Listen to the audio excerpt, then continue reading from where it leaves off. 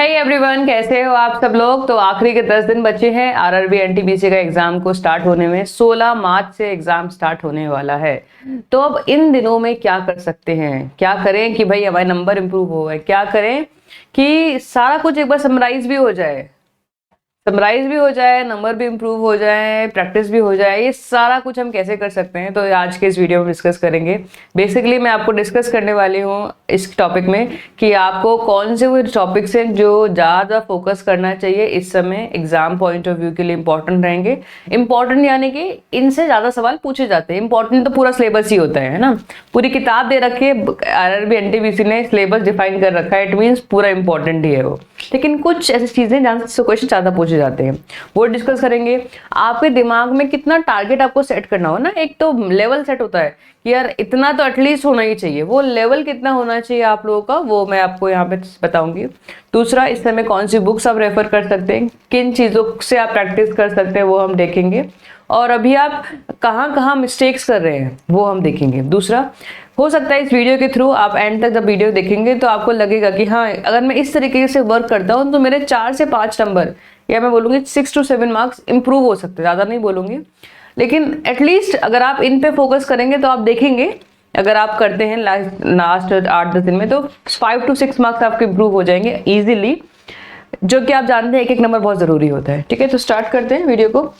एकदम हर एक टॉपिक पे डिस्कस करेंगे हम, रीजनिंग पे, मैथ्स पे, जीके पे, जिससे कि आपका हर एक सेक्शन जो है वो आप कहीं ना कहीं इंप्रूव कर पाए।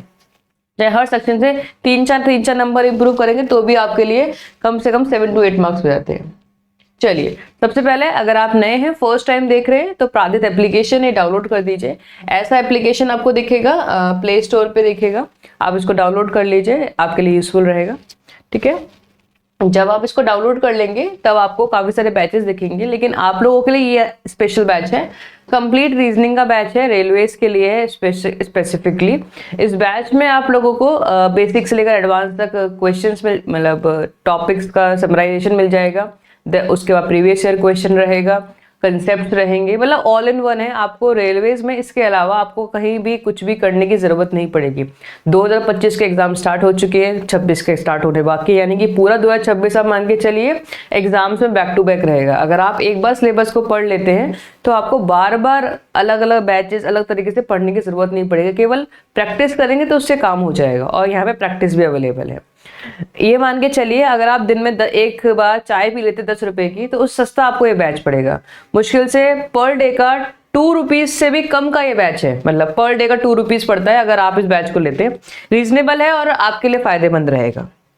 चलिए, सबसे पहले हम बात करेंगे रीजनिंग की। अब रीजनिंग में क्या क्या जो दिक्कतें होती है, सबसे पहले हम वो बात कर लेते हैं। रीजनिंग में लोग मार किस चीज में खाते हैं? ओवर कॉन्फिडेंस में। ये आपको लग रहा होगा कि मैम क्या बोल रही है, पर सबसे बड़ी बात है क्या है, हो जाएगा। रीजनिंग किस पे वर्क करती है? हो जाएगा। एक बार हम प्रैक्टिस कर लिए फिर हो जाएगा, तो ये गलती नहीं करनी है। अगर आपको आता भी है, मैं मान के चल रही हूँ कि आपको सवाल आते हैं, सारे सवाल आते हैं, आप बहुत ही इंटेलिजेंट है, लेकिन फिर भी आपको इसकी प्रैक्टिस करनी है। कैसे प्रैक्टिस करनी है? 2 तरीके से प्रैक्टिस करनी है। अगर आपके पास कोई बुक है, आप जो भी अभी तक बुक रेफर कर रहे हो, कोई भी नई बुक का नहीं बोलूंगी मैं, जो भी किताब अभी तक आपने पढ़ी, कोई भी, चाहे किरण की आपने प्रीवियस ईयर क्वेश्चन ही क्यों ना सॉल्व कर रहे हो, ठीक है, वो बुक उठाइए, वही बुक आप पढ़ रहे हैं मान के चल रही हूँ मैं, तो उस बुक से अगर टॉपिक वाइज भी आती है वो और एमसीक्यू टाइप में भी रहती है, तो टॉपिक वाइज आप प्रैक्टिस करना स्टार्ट कर दे। प्रैक्टिस यानी कि डेली 15 मिनट्स दीजिए, 15 मिनट का टाइमर लगाइए। मैं तो आपको ये बोलूँगी टाइमर से वर्क करिए, 15 मिनट का टाइमर लगाइए और एक टॉपिक को सॉल्व करिए। दिन में अगर आप रैंडमली सुबह दोपहर शाम भी करते हैं 15 मिनट का, तो एक दिन में 3 टॉपिक्स आपके डिवाइड हो जाते हैं। इससे क्या होगा, प्रैक्टिस भी होगी और रिवीजन भी होगा। ठीक है, मॉक टेस्ट आपको डेली बेसिस पे कम से कम 2 लगाना है। एक मॉर्निंग में मॉक टेस्ट लगाइए, एक इवनिंग में मॉक टेस्ट लगाइए, जरूरी है। मॉर्निंग का मॉक टेस्ट जो आप लगाते हैं उसको रिवाइज करके फिर आपको इवनिंग का मॉक टेस्ट लगाना है, वरना कोई यूजफुल नहीं है। 2 मॉक टेस्ट पर डे आपको कंपलसरी लगाने हैं। ठीक है, फर्स्ट चीज है रिपीटेड टॉपिक्स। वो कौन से टॉपिक्स है जिस पे आपको ध्यान देना है? आपने टॉपिक सारे पढ़े हैं, मैं जानती हूँ, लेकिन फिर भी कुछ ऐसा चीज है ना जहाँ से मान लीजिए जैसे 30 क्वेश्चन आने वाले हैं, वो 30 में से अराउंड 15-16 सवाल जो है वो कुछ लिमिटेड टॉपिक से आते हैं। बाकी सबसे एक सवाल आता रहेगा, पर कुछ टॉपिक ऐसे जहाँ से नंबर ऑफ क्वेश्चन ज्यादा पूछे जाते हैं। वो टॉपिक्स कौन से? सीए, रीजनिंग हो गया, कोडिंग डिकोडिंग हो गया, एनालॉजी हो गया, ब्लड रिलेशन हो गया, सिटिंग अरेंजमेंट, डायरेक्शन। ये टॉपिक्स वो हैं जहां से बाकी टॉपिक से ज्यादा सवाल पूछा जाता है, तो पहले आप इनको रिवाइज करिए, ठीक है। ये सवाल वो है जो गलत नहीं होने चाहिए और इनको आप पहले रिवाइज करिए, ये वो टॉपिक्स है। नेक्स्ट हम बात करेंगे मैथ्स की।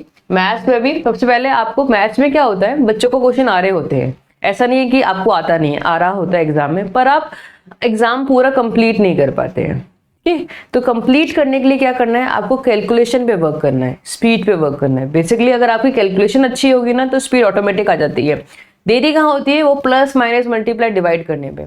तो एटलीस्ट सजेस्ट करूंगी मैं आप लोगों को, चाहे एक टॉपिक कम पढ़ लीजिएगा, पर जो कैलकुलेशन पे है डेली की डेली 30 मिनट्स दीजिए। अब कैलकुलेशन पे आप कैसे 30 मिनट दे सकते हैं, देखो इसको करने के बहुत सारे तरीके हैं। जैसे कि हम लोग जैसे कि वैसे मैं बैंक पे वर्क करती हूँ, ठीक है। तो जब मैं बैंकिंग की प्रिपरेशन कर रही थी तो मेरा एक सिंपल सा फंडा था, मैं डेली मॉर्निंग में 20 मिनट्स की स्पीड ड्रिल जैसा करती थी। कैसे, आपने 15 मिनट्स का टाइमर लगाइए या फिर 10 मिनट्स का लगा लीजिए, 10 मिनट्स का टाइमर लगाइए, उसके बाद जो भी सिंप्लीफिकेशन है उसको स्टार्ट करिए करना। आप देखिए 10 मिनट्स में आपके कितने सिंप्लीफिकेशन सॉल्व हो पाते हैं, उससे क्या होगा, आपकी स्पीड बढ़ेगी, ठीक है। दूसरा, टाइमर लगाइए, टेबल्स लिखना स्टार्ट कर दीजिए, ठीक है। टाइमर लगाया आपने, कितना स्पीडली आप उन टेबल्स को लिखते हैं। जैसे कि आप मोस्टली 10 तक टेबल सभी को आती है, 12 से लिखना स्टार्ट कर, 12 से लेकर जितना आप टेबल्स आप लर्न कर सकते हैं। टाइमर लगाइए, कितनी फास्ट आप क्यूब्स लिख सकते हैं, कितनी फास्ट आप स्क्वायर्स लिख सकते हैं। 1-1 मिनट का टाइमर लगाइए, 1 मिनट का टाइमर लगाइए और लिखिए कितना लिख सकते हो। 2 मिनट्स का टाइमर लगाइए, लिखिए कितनी बार लिख सकते हो आप। इस तरीके से टाइमर के साथ वर्क करोगे ना तो आपको ध्यान में रहेगा कि आप टाइम चल रहा है, टाइम निकल रहा है और आपको कितनी फास्ट वो चीजें याद आती हैं। ऐसे आप करेंगे तो ये एक एग्जाम का सिनेरियो क्रिएट करता है। आपको लगता होगा ये बचकानी चीजें हैं, पर इफेक्टिव करता है। ये मैंने खुद ने आजमाया हुआ है और काफी टाइम से, तो ये वर्क करता है, ठीक है। दूसरा, मॉक टेस्ट, जैसे कि मैंने आपको बोला, मॉर्निंग में एक मॉक टेस्ट देना है आपको, एक इवनिंग में मॉक टेस्ट देना है। 2 मॉक टेस्ट कंपलसरी है, अगर आपको देना ही है, मतलब इसमें कोई चॉइस ही नहीं है। सेकेंड है टॉपिक वाइज, वही मैंने बोला, जो भी आप बुक रेफर कर रहे हैं, कोई भी न्यू बुक की जरूरत नहीं है, जो भी आपने बुक पढ़ी है उसी बुक को वापस से रिवाइज करिए। कैसे, अगर टॉपिक वाइज पढ़ना स्टार्ट कर दीजिए। मैथ्स के अगर आप 2 टॉपिक्स भी करेंगे पर डे तो उतने में फिनिश हो जाएगा। मॉर्निंग में एक टॉपिक लगा लीजिए, इवनिंग में एक टॉपिक। जैसे कि रीजनिंग अगर 15 मिनट दे रहे हो तो इसको आधा घंटा दे दो, आधा घंटा नहीं दे 40 मिनट दे दीजिए। 40 मिनट्स में ऑलमोस्ट मैं मान के चल रही हूँ 40 मिनट्स में एटलीस्ट 30 क्वेश्चन आप कर पाएंगे। एटलीस्ट, ये कम बता रहे हो, इससे ऊपर ही होने चाहिए, पर 30 क्वेश्चन आप आराम से कर सकते हैं 40 to 45 मिनट्स के अंदर, ठीक है। ये आपका मैथ्स का हो गया। लास्ट मैथ्स के टॉपिक जो आपके एग्जाम में ज्यादा पूछे जाते हैं, जिसपे आपको ज्यादा फोकस रखना है, वो है ratio, average, profit and loss, mensuration. देखो ये टॉपिक बच्चे अवॉइड करते हैं पर इंपॉर्टेंट है। सवाल फॉर्मूला बेस्ड पूछा जाता है केवल। अगर आपको फॉर्मूला याद है तो आप इस सवालों को आराम से कर सकते हैं। इसको अवॉइड नहीं करा है, इसको अवॉइड नहीं करा है, ये 2 टॉपिक्स अवॉइड करते हैं बच्चे, पर नहीं करना है, इंपॉर्टेंट है। Ratio, average, profit and loss, mensuration, SICI और परसेंटेज इंपॉर्टेंट है। इंपॉर्टेंट इस वजह से बोल रहे, मैंने आपको बोला रिपीट किए जाते हैं टॉपिक, इनसे क्वेश्चन ज्यादा पूछे जाते हैं। बाकी टॉपिक से अगर एक सवाल आएगा तो इनसे 2 सवाल आता है। ये टॉपिक्स इंपॉर्टेंट है। उसके बाद मैं जीके की बात कर रही हूँ। जीके बहुत वास्ट सब्जेक्ट भी है और दूसरी चीज है, जीके में स्कोर करना मुश्किल भी होता है। जिन बच्चों ने जीके बहुत टाइम से पढ़ रहे हैं बहुत ही अच्छी बात है, लेकिन अभी भी मैं आपको ये बोलूंगी, अगर आप समराइज नहीं कर पा रहे हैं, क्योंकि पढ़ के समराइज नहीं कर पाना वो बेवकूफ़ी होती है, ठीक है। तो समराइज कैसे करेंगे आप ये देख लीजिए। सबसे पहले स्टैटिक जीके पे ध्यान दीजिए, उसके बाद पॉलिटी पे ध्यान दीजिए, कंप्यूटर पे ध्यान दीजिए। ये वो टॉपिक्स है जहाँ से सवाल भी ज्यादा पूछे जाते हैं और सिलेबस जो है बहुत छोटा है, जल्दी समराइज हो जाएगा। दूसरा है प्रीवियस ईयर क्वेश्चन। कोई कहीं और से ना पढ़ के आप सिर्फ और सिर्फ इस समय सबका प्रीवियस ईयर पे ध्यान दीजिए। जितना हो सके उतना प्रीवियस ईयर मल्टीपल टाइम्स करिए। एक बार पढ़ने से काम नहीं चलेगा, मल्टीपल टाइम्स सबको प्रीवियस ईयर करना है। मल्टीपल टाइम्स करोगे तो आपको चीजें याद हो जाएंगी, है ना। बार बार रिपीट करिए। दूसरा करंट अफेयर्स, वैसे तो लास्ट 8, 9 to 10 मंथ्स का बोलते करंट अफेयर्स आता ही है, लेकिन फिर भी आपको लास्ट 6 मंथ्स को थोड़ा ज्यादा अच्छे से पढ़ना है, क्योंकि 6 मंथ से मेजोरिटी ऑफ क्वेश्चन आएगा। देखो करंट अफेयर ऐसा है कि कोई सवाल आ जाए, पता नहीं आता होगा नहीं आता होगा, कहाँ से पूछ ले जाए कोई पता नहीं है।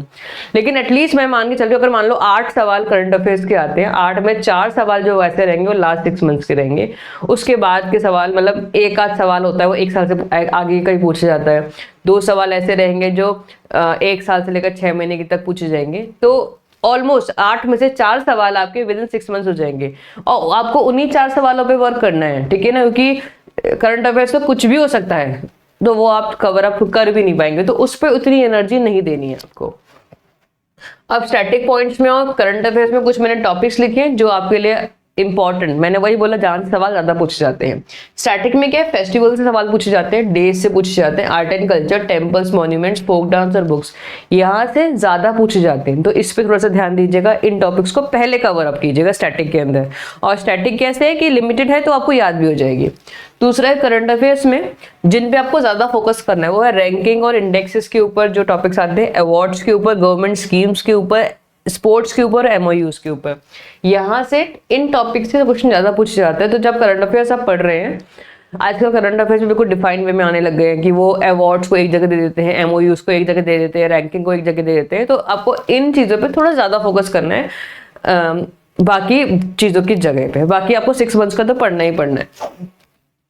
क्लियर है? चलिए, तो ये था आपका स्टैटिक का मतलब करंट अफेयर्स का पोर्शन। करंट अफेयर्स मतलब जीके क्या है, आपको मार्क्स दिलाएगी, पर जीके टाइम भी उतना ही लेती है, तो आप उतना एनर्जी मत वेस्ट करिए। अब बुक्स की बात कर लेते हैं। बुक्स काफी सारी बुक्स हैं, लेकिन इस समय लास्ट 10 डेज के लिए आपको किस पे वर्क करना है, सॉरी, आपको वर्क करना है प्रीवियस ईयर क्वेश्चन पे। आप कोई भी मतलब दुनिया भर के रेलवेज के लिए प्रीवियस ईयर के क्वेश्चंस आ रहे हैं, आप कोई भी बुक अगर आपके पास है तो आपको नए परचेज करने की जरूरत नहीं है, उसी बुक को रिवाइज करनी है। मतलब मैं बता रही हूँ, मैं जब प्रिपरेशन कर रही थी तो उस समय शायद मैंने उस किताब को एटलीस्ट 4 to 5 टाइम्स मिनिमम, मैं बता रही हूँ, शायद इतनी बार उस बुक को रिवाइज कर लिया। हमें लगता है हमें ये सवाल आता है, लेकिन आप खुद को ही कॉम्पिटिट करिए। पिछली बार जब मैंने रिवाइज किया था तो मैंने इन सवालों को आधे घंटे में सॉल्व किया। अब मेरा टारगेट है कि मैं इन सवालों को 20 मिनट में सॉल्व करूंगी। तो ऐसे खुद को चैलेंज करिए, टाइम को रिड्यूस करिए। पूरा गेम टाइमिंग का है बच्चे, जितना आप टाइमिंग को रिड्यूस करोगे उतना आपके पास ज्यादा समय रहेगा जो टिपिकल क्वेश्चन है उनको हैंडल करने का। एटलीस्ट जो चीज रिपीटेड है वो तो जल्दी से फिनिश हो जाए ना। तो मल्टीपल टाइम्स रिपीट करिए, multiple times previous year question. Mock test को रिवाइज करिए। वैसे मैं इसको अलग से ही बताऊंगी आपको मॉक टेस्ट को कैसे रिवाइज किया जाता है, पर मॉक टेस्ट जितना हो सके रिवाइज करिए। और कोई भी न्यू बुक परचेज ही नहीं करनी है आपको, है ना। अगर आप सोच रहे हैं कि भाई नया प्रीवियस ईयर परचेज करेंगे, नया बुक को क्या होता है, हैंडी होने में थोड़ा टाइम लग जाता है। जितनी पुरानी ऐसे खुद की लिखी हुई किताब होती है ना, उसको पढ़ने में मजा ही कुछ और होता है। एकदम नई को जो बिल्कुल कोई सी किताब होती है उसमें क्या होता है, थोड़ा टाइम लगता है एडजस्ट होने में, और एडजस्ट होने का समय नहीं है अभी आपके पास। सबसे इंपॉर्टेंट है CBT 1 का जो एग्जाम रहता है वो इस तरीके का पैटर्न रहता है। आपके पास 90 मिनट्स मिलते हैं। जब आप मॉक टेस्ट देते हैं तो क्या होता है, 90 मिनट्स का समय रहता है आपके पास। तो आपको ट्राई करना है कि उस पेपर को आप 90 मिनट की जगह पे 80 मिनट में सॉल्व करें, या तो बोलूंगी 75 मिनट से मैं बोलूंगी, पर 80 मिनट्स मान के चलिए, जिससे कि 10 मिनट आपके पास समय बचे और आप उन क्वेश्चंस को जो टिपिकल हैं उनको आप थोड़ा देख सके। जनरली बच्चों का क्या होता है, उनके पास समय ही नहीं बचता, तो वो जो क्वेश्चंस मतलब जो चीज सामने आई नहीं, जो मतलब होता है कि देखो टाइम लग रहा है, उसको टाइम देने का ही समय नहीं मिल पाता। हो सकता है वो क्वेश्चन आसान हो, पर आपको समय तो देना पड़ेगा ना उसको, तो वो टाइम नहीं मिलता। तो आपको जब आप मॉक टेस्ट दे रहे हैं तो आपको कोशिश करनी कि 75 मिनट्स में ही पेपर कंप्लीट हो जाए। आपको ये स्पीड रखनी, इसलिए मैं इतना कुछ बोल रही हूँ। प्रीवियस ईयर मॉक टेस्ट ये इसलिए है जिससे कि आप क्वेश्चन पेपर को 75 मिनट्स में फिनिश कर दो। दूसरा है, जो बच्चा होशियार होगा ना, जिसको लगता है कि भाई सिलेक्शन हो जाएगा, वो किस पे वर्क करेगा आप जानते हैं, मुझसे ज्यादा होशियार आप हैं, इन 2 पे। आपको कोशिश करनी है 60 में से आपके 58 मार्क्स आए। ये आपको लग रहा होगा कि इलॉजिकल मैम बोल रही हैं कि क्या ही बोल रही हैं, पर जितना आप इनमें ज्यादा मार्क्स लेके आएंगे उतना ज्यादा आपको यहाँ पे कम मेहनत करनी पड़ेगी। और दूसरा है, इसकी मेहनत आपको दिखेगी, इसकी मेहनत आपको दिखेगी भी नहीं। अगर आप इनमें वर्क कर लोगे ना तो इसकी मेहनत दिखेगी, आपके मार्क्स तुरंत इंप्रूव हो जाएंगे। क्योंकि जीके में, मैथ्स में, रीजनिंग में आता है तो आता है, नहीं आता नहीं आता। दूसरा इफ एंड बट वाली सिचुएशन होती नहीं है इसके अंदर, पर इसमें हो सकता आएगा, हो सकता नहीं आएगा, ये वाला सिचुएशन है। तो कोशिश करनी है इन 60 में से आपके पास 58 मार्क्स इसके अंदर है। जितना मार्क्स यहाँ पे लेके आएंगे उतना कम नंबर इस यहाँ पे लेके आना होगा। और नंबर की अगर मैं बात कर दूं तो देखिए कट ऑफ की जो रेंज रही है लास्ट टाइम वो 68 से लेकर 78 के बीच में रही है। यानी कि कुछ जोन्स पे, जैसे बैंगलोर साइड से जोन्स पे कम कट ऑफ गई है, और जैसे अहमदाबाद हो गया, पटना हो गया, रांची हो गया, उस साइड से ज्यादा कट ऑफ गई है। तो 78 तो लास्ट टाइम कट ऑफ गई थी। अगर आप मैं +-5 भी लेके चले तो 80 के आसपास कट ऑफ रहेगी आपकी। कितनी रहेगी? 80 के आसपास।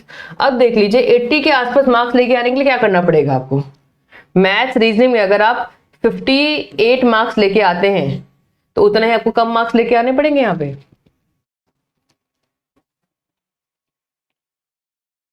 उतना ही मार्क्स कम लेके आने पड़ेंगे ना, तो क्योंकि आधे मार्क्स तो 58 मार्क्स तो यहीं पे कवर अप हो गए आपके। तो इसलिए अगर आप चाहते हो कि उसमें कम मार्क्स लेके आने पड़े, जीके में कम मार्क्स लेके आने पड़े, तो आपको इस 58 पे वर्क करना है, मैथ्स और रीजनिंग पे। अगर आप इस 58 पे वर्क करेंगे तो आपका ज्यादा स्कोर दिखेगा भी और हो भी जाएगा। ओके, उम्मीद कर रही हूँ कुछ चीज डाउट नहीं रह गया हो। फिर भी कोई डाउट रह गया हो तो आप कमेंट बॉक्स में कमेंट जरूर कर दीजिएगा। ठीक है, तो हमने डिस्कस क्या कर लिया, ऑलमोस्ट सभी चीजें हमने डिस्कस कर ली कि आपके इंपॉर्टेंट टॉपिक्स क्या है, हर सब्जेक्ट को किस तरीके से वर्कआउट करना है, बुक्स कैसे रेफर कर सकते हो आप, प्रीवियस ईयर क्वेश्चन को सॉल्व कैसे करना है, क्या माइंडसेट होना चाहिए आप लोगों का, ऑलमोस्ट एवरीथिंग मैंने कवर कर दिया। तो ठीक है, तो ये था पूरा वीडियो। दूसरा, अगर आप न्यू हैं तो आप एप्लीकेशन को डाउनलोड कर लीजिए, प्रादित एप्लीकेशन है। आप इसको, ये ऐसा आपको एप्लीकेशन में दिखेगा, प्ले स्टोर के अंदर दिखेगा बेसिकली, वहां से आप डाउनलोड कर सकते हैं। जब डाउनलोड कर देंगे आप तो आपको ये बैच दिखेगा, ये आप बैच परचेज कर सकते हैं। मैंने आपको क्या बोला कि मैथ्स और रीजनिंग का कॉम्बिनेशन रहता है। अगर आप रीजनिंग में 30 आउट ऑफ 30 मार्क्स लेके आ सकते हैं, और आते हैं, ऐसा नहीं है कि बच्चों के आते नहीं, अगर आते हैं तो आपको बहुत ही ज्यादा बेनिफिट रहता है, प्लस पॉइंट रहता है आपके एग्जाम के लिए। आगे रेलवेज के बहुत सारे एग्जाम वैसे ही आने वाले हैं, तो आपके लिए यूजफुल रहेगा। कंप्लीट रीजनिंग का ये बैच है, आप इसको परचेज कर सकते हैं, आपके लिए काफी सारा बेनिफिशियल रहेगा। और कोई भी आपको डाउट रहता है तो कमेंट बॉक्स में कमेंट कर दीजिएगा, मैं उसको डिस्कस कर लूंगी, कैसा भी कोई भी डाउट रिगार्डिंग स्टडीज। ओके, सो बाय बाय, टेक केयर, और मुलाकात होगी नेक्स्ट वीडियो में। तो पढ़ाई करते रहिए और सिलेक्शन लेके दिखाइए बच्चे, है ना, सिलेक्शन लेके दिखाइए। Bye bye and take care.